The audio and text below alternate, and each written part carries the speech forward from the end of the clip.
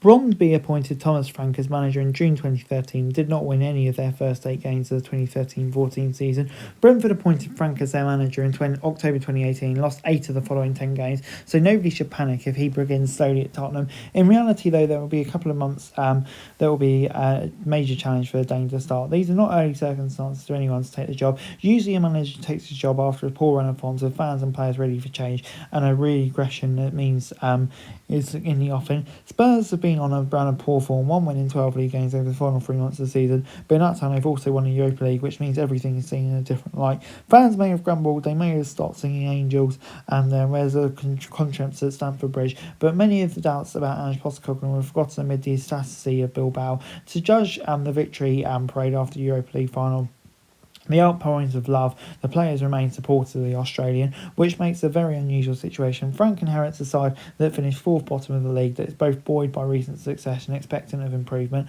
That Postecoglou started off his first season so well only complicated the issue, unfair and unrepresentative of the whole. It may be easy to imagine that comparisons to his first 10 league games, which yielded 26 points.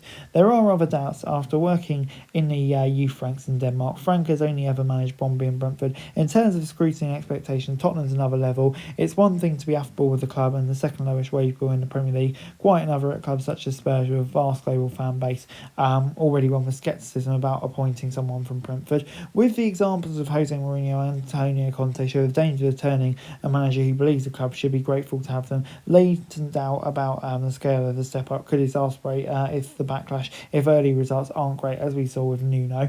After the team Champions League, after the Europa League, when there should be few fears about playing in Europe, and Spurs should at the very least qualify for the playoff round, but constant high level energy, a drain on physical and emotional strategy. He has a limited experience balancing domestic football and Europe. The furthest he ever took Brøndby was the 4th qualifying round of the Europa League, and his European football was noticeably poor record. So yeah, his record in domestic cups is also poor, so that's something that will probably need to be sorted out. There is one further doubt, which is more to do with Spurs than Frank. He's leaving an exceptionally well run club for one that let's say isn't as functional. Something that we've seen Chelsea has struggled to match when they've tried to follow the Brighton model. Before there's risk in any appointment, just as there are on any transfer, there can be no guarantee they all work. Football is complicated. Frank may have strived at Brentford because he enjoys working with a low budget, playing progressive football, but will he be able to do that at Tottenham? Will he be able to stick to his philosophy? It should work. He's a very good manager with a very good track record, but nothing in football is secured. So yeah, I do think it's a good appointment. Spurs fans will have to watch out, give him time, and I'm sure he can be a success at their club. So anyway, guys, that's it for this video. Thanks very much for watching. Remember to like, share, subscribe, follow us on our socials, link in the description below for daily football news, meme and content. Subscribe to our other channels on screen right now, that'd be greatly appreciated. Thanks very much for watching. Peace out.